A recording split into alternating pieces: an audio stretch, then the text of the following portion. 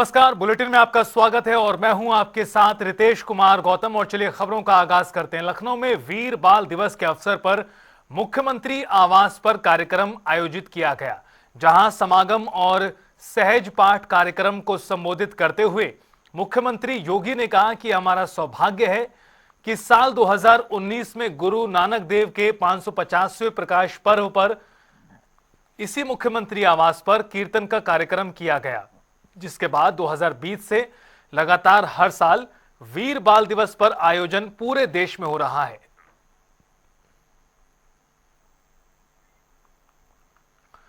तो आपको बता दें कि आज वीर बाल दिवस के अवसर पर सीएम आवास पर यह कार्यक्रम किया गया, जहां मुख्यमंत्री योगी आदित्यनाथ ने तमाम लोगों को जो कार्यक्रम में शामिल हुए उन्हें संबोधित किया। मुख्यमंत्री ने इस दौरान वीर बाल दिवस को लेकर अपने भाव प्रकट किए और मौके पर तमाम लोग शामिल हुए जो वीर बाल दिवस के मौके पर आयोजित कार्यक्रम सीएम आवास पर था। बाबा फतेह सिंह जी के प्रति अपनी श्रद्धा को व्यक्त करते हुए उन्हें नमन कर रहा है। यह हमारा सौभाग्य है कि 2019 में गुरु नानक देव जी के 550वें प्रकाश पर्व के अवसर पर इसी मुख्यमंत्री आवास पर जो शबद कीर्तन का कार्यक्रम आयोजित हुआ था, उसके उपरांत मेरे सामने जब प्रस्ताव आए कि वीर बाल दिवस के कार्यक्रम को आयोजित करने के लिए, तो मैंने कहा इससे अच्छा पावन अवसर और क्या हो सकता है कि ये मुख्यमंत्री आवास पर ही आयोजित हो।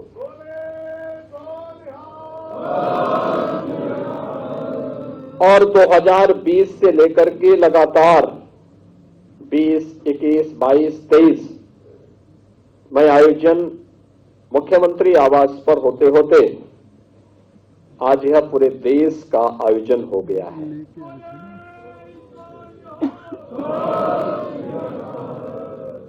आज ही की वो तिथि है जब गुरु गोविंद सिंह जी महाराज के दो साहबजादे बाबा जोरावर सिंह, बाबा फतेह सिंह वजीर खां के हाथों दीवानों में चुने गए थे। चमकौर के युद्ध में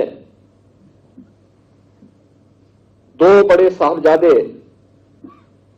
बाबा अजीत सिंह, बाबा जुझार सिंह। बुलेटिन में आगे बढ़ेंगे और रुख करेंगे इस वक्त की एक बड़ी जानकारी का। लखनऊ से आपको बड़ी अपडेट से रूबरू करा दें। आवास विकास परिषद की बोर्ड बैठक आज, नई आवासीय योजनाओं का प्रस्ताव पास हो सकता है। कर्मचारियों की कमी को लेकर भी चर्चा होगी बैठक में। तो आपको बता दें इस वक्त की बड़ी अपडेट, भ्रष्टाचार में दोषी इंजीनियरों के खिलाफ कार्रवाई को लेकर होगी चर्चा। बैठक में प्रमुख सचिव पी गुरु प्रसाद शामिल होंगे, कमिश्नर डॉक्टर बलकार सिंह भी रहेंगे मौजूद। सचिव समेत अन्य एलडीए के अधिकारी भी शिरकत करेंगे। आवासीय परिषद की बोर्ड बैठक, जहां माना जा रहा है कि नई आवासीय योजना का प्रस्ताव पारित हो सकता है आज बोर्ड मीटिंग के जरिए। लेखपाल और लिपिक को संविदा पर रखने का प्रस्ताव भी होगा। इसके अलावा जो भ्रष्टाचार में दोषी इंजीनियर हैं उनके खिलाफ कार्रवाई को लेकर भी होगी बात। तमाम अधिकारी संबंधित विभागों के मौजूद रहेंगे। आवास विकास परिषद बोर्ड की आज ये बैठक, जहां नई आवासीय योजना का प्रस्ताव पास हो सकता है। और लखनऊ से हमारे संवाददाता अंकुर जायसवाल फोन लाइन पर हमारे साथ जुड़ चुके हैं ज्यादा बातचीत के लिए। अंकुश, आज महत्वपूर्ण बैठक आवास परिषद की होने वाली है। आवास परिषद की बोर्ड बैठक है आज, किस तरह से महत्वपूर्ण है, क्या कुछ फैसले लेने की उम्मीद? देखिए रितेश, ये आवास विकास परिषद की बैठक बुलाई गई है और खास मकसद ये है कि जो भ्रष्टाचार में दोषी इंजीनियर हैं इनके खिलाफ क्या कार्रवाई करनी है, इनके खिलाफ कार्रवाई को लेकर के बैठक में ये प्रस्ताव रखा जाएगा। साथ ही जो लंबे अरसे से कर्मचारियों का डीए और फंड का जो भुगतान है उसका प्रस्ताव भी रखा जाएगा। खास बात यह है कि लगातार शिकायतें मिल रही थी, जो इंजीनियर थे जो दोषी उनके खिलाफ भ्रष्टाचार की शिकायतें लगातार आ रही थी। एक सूची बनाई गई है ऐसे इंजीनियरों की जिनका प्रस्ताव रखा जाएगा कि इनके खिलाफ क्या कार्रवाई करनी है।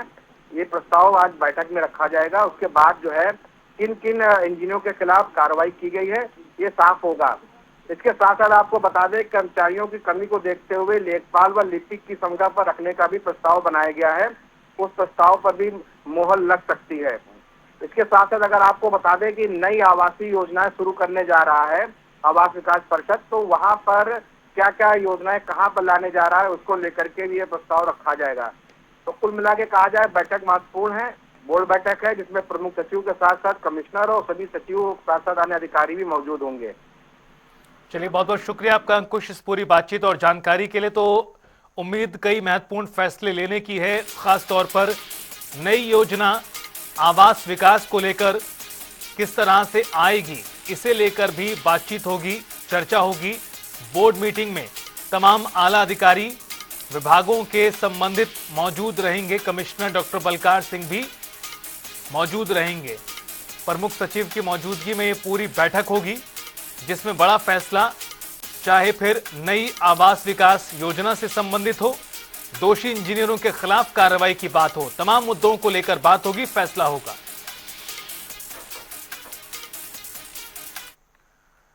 कानपुर देहात के रसूलाबाद क्षेत्र में अवैध मिट्टी खनन का कारोबार लगातार जारी है।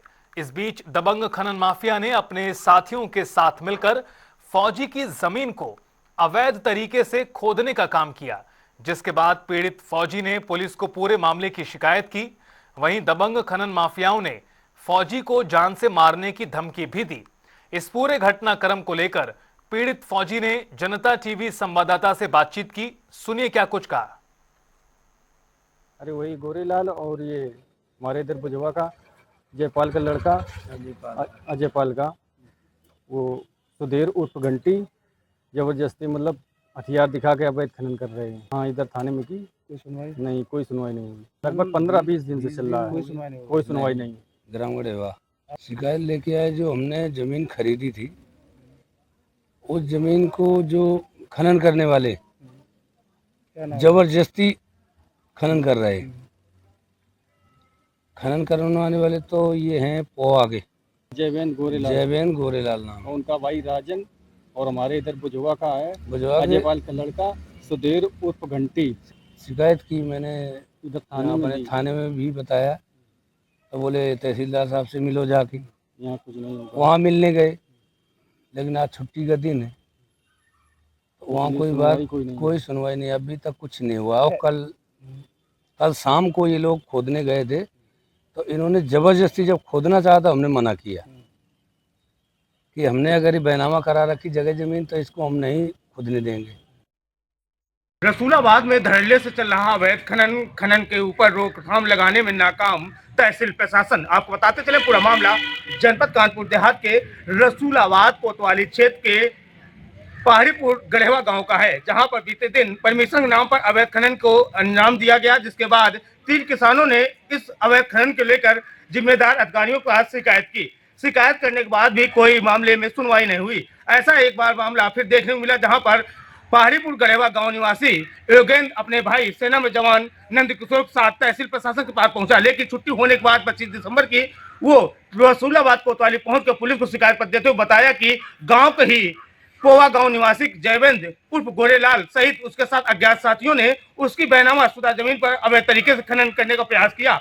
सूचना मिलने पर जब योगेंद्र मौके पहुंच गया तो मना किया, तो उसके साथ मारपीट पर उतारू हो गए खनन माफिया, जिसके बाद पीड़ित ने 112 पीआरवी पुलिस को सूचना दी। मौके पहुंची पुलिस उस खनन माफिया को लेकर चंद कदमों पर चली, लेकिन उसके बाद मिली भगत के बाद उस खनन माफिया को छोड़ दिया गया। ऐसे में अंदाजा लगा सकते हैं कि रसूलाबाद तहसील क्षेत्र में अवैध खनन की प्रक्रिया दिन दहाड़े लगातार चल रही है और गोरख धंधा तेजी से पनप रहा है, लेकिन कहीं ना कहीं तहसील प्रशासन के जिम्मेदार अधिकारी हैं वो आंख कान बंद किए हुए हैं। ऐसे में अब देश की सुरक्षा में तैनात वो सेना का जवान अपने भाई के साथ पीड़ित बनकर अधिकारियों के चक्कर लगा रहा है, लेकिन कहीं ना कहीं अधिकारियों के कानों में जू नहीं रह रही है और अवैध खनन की घटना को अंजाम दिया जा रहा है। भले ही प्रदेश सरकार एक तरफ सख्त आदेश दे रही हो, लेकिन कहीं ना कहीं कानपुर देहात के जिम्मेदार अधिकारियों की कार्रवाई पर सवालिया निशान खड़ा हो रहा है। अब देखना ये होगा कि पूरे मामले पर जिम्मेदार अधिकारियों की नींद कब टूटती है और कब पूरे मामले पर कार्रवाई हो पाएगी, या इसी तरीके से लोग प्रताड़ित होते रहेंगे और खनन का गोरे धंधा तेजी से चलता रहेगा। विशाल सिंह, जनता टीवी, रसूलाबाद, कानपुर देहात।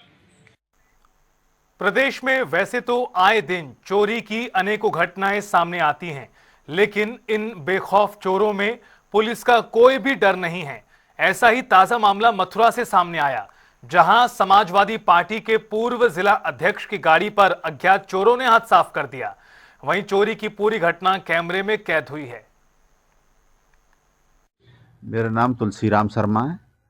मैं 2015 से लेकर और 2017 तक समाजवादी पार्टी का जिलाध्यक्ष रहा हूँ, रूलिंग पार्टी का। और ये घटना ये है कि रात को हमारी गाड़ी रोजाना की भांति यहीं खड़ी रहती है, दरवाजे के पास ही। आज आराम से अपने सब सो रहे थे, 12:30 बजे मुझे नींद आ गई। सीसीटीवी कैमरा में 2:15 की घटना है ये।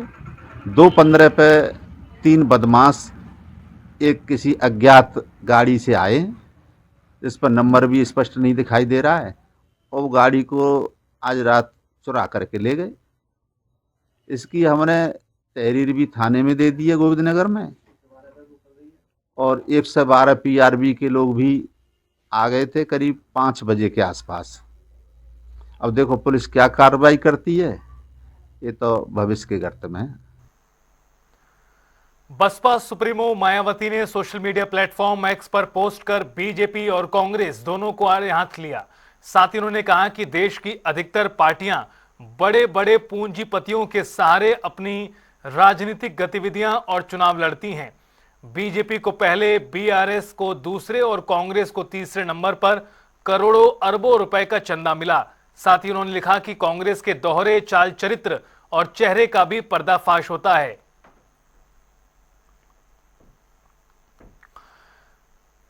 संगम नगरी प्रयागराज में महाकुंभ मेला जनवरी में शुरू हो रहा है, जिसके चलते साधु संतों से लेकर प्रशासन तक सभी अपनी अपनी तैयारियों में जुटे हैं।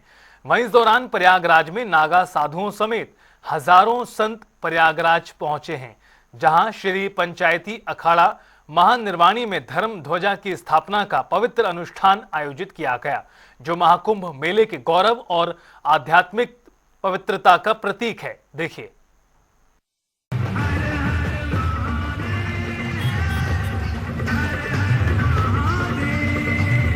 उत्तर प्रदेश के प्रयागराज में महाकुंभ मेला जनवरी में शुरू हो रहा है।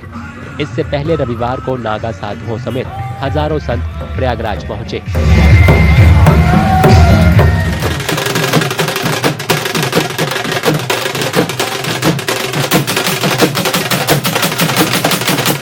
श्री पंचायती अखाड़ा महानिर्वाणी में धर्म ध्वजा की स्थापना का पवित्र अनुष्ठान आयोजित किया गया। ये समारोह महाकुंभ मेले के गौरव और आध्यात्मिक पवित्रता का प्रतीक है। संगम पर लकड़ी के खंभे के ऊपर 51 फुट का धर्म ध्वज फहराया गया। ध्वजारोहण वैदिक मंत्रोच्चार के साथ किया गया। इससे पहले संतों ने कपिल मुनि की पूजा की और ध्वज को फूल, माला और मोर पंखों से सजाया। आज श्री पंचायती अखाड़ा महानिर्वाणी में धर्म ध्वजारोहण का कुंभ मेला क्षेत्र में हो गई है। हमारी धर्म ध्वजा पूर्ण पूजा विधि से, ध्वज दंड की पूजा, भूमि की पूजा, देवताओं की पूजा, भगवान कपिल मुनि जो हमारे आराध्य हैं उनकी चरण पादुकाएं आज यहाँ आई हैं और उसके बाद धर्म ध्वजा फहराई गई है। तो आज से हमारे यहाँ साधु संतों का यहाँ कुछ रहना शुरू हो जाएगा। अध्यक्ष उपाध्यक्ष कायम हो जाएंगे। इसके बाद और भी बहुत से वो आएंगे। हमारे सभी महासचिव इस ध्वजा पूजन में आए हुए हैं। पूरे दुनिया के लिए मंगल कामना करते हैं। पूरे दुनिया के लिए खूब खूब खूब खूब खूब आशीर्वाद है, आशीष है। इस महाकुंभ में आइए और आकर अपने जीवन को धन्य करिए। धर्म ध्वज फहराना नागा साधुओं की विशेष गतिविधियां आरंभ होने का प्रतीक है।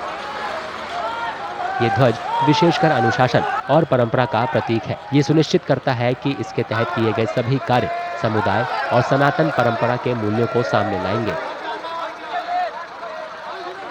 और ये प्राचीन काल से जो कुंभ मेले की परंपरा है उसकी ये स्थापना काल का प्रथम पर्व है। उसके बाद में पेशवाई होगा। पेशवाई के बाद जो नगर प्रवेश की एक शोभा यात्रा के माध्यम से सभी सन्यासी अपने इष्ट देवता के साथ में मंडलेश्वर आचार्य सब लोग आते हैं।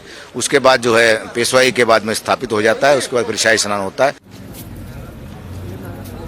श्री पंचायती अखाड़ा महानिर्वाणी द्वारा धर्म ध्वजारोहण के साथ रमता पंच के संतों का शिविर वास आरंभ हुआ। मेले से संबंधित सभी निर्णय इसी शिविर में लिए जाएंगे। और चलिए बुलेटिन में आगे बढ़ते हैं और रुख करते हैं अब खबरों का ताबड़तोड़ अंदाज में। कुशीनगर से हैरान करने वाला मामला, ईसाई मिशनरियों की खुली पोल, धर्म परिवर्तन का खेल उजागर। फर्रुखाबाद में दर्दनाक सड़क हादसा, अज्ञात कार ने मारी साइकिल सवार को टक्कर, एक की मौत 2 घायल। ललितपुर में पुलिस को मिली बड़ी कामयाबी, फर्जी मैरिज संस्थान खोलकर ठगी करने वाले 8 गिरफ्तार, 20 मोबाइल फोन जब्त। आगरा में एसटीएफ और पुलिस की संयुक्त कार्रवाई, ड्रग विभाग ने जॉइंट ऑपरेशन में केमिस्ट की दुकान पर मारा छापा। अलीगढ़ में बसपा नेता की दबंगई, पुलिस की मौजूदगी में बेनामशुदा संपत्ति पर दबंगों ने किया कब्जा, घटना कैमरे में कैद। नोएडा में क्रिसमस के साथ साथ मनाया गया तुलसी दिवस, किया गया तुलसी के पौधों का वितरण। बहराइच में पुलिस को मिली बड़ी सफलता, बदमाशों और पुलिस के बीच मुठभेड़, 2 शातिर बदमाश गिरफ्तार। कन्नौज की पुलिस बनी सूबे की पहली डिजिटल पुलिस, डीजीपी ने ई ऑफिस का वर्चुअल उद्घाटन किया। और फिलहाल इस बुलेटिन में इतना ही। वक्त तो चला एक ब्रेक का। जनता टीवी पर खबरों का सफर लगातार जारी है।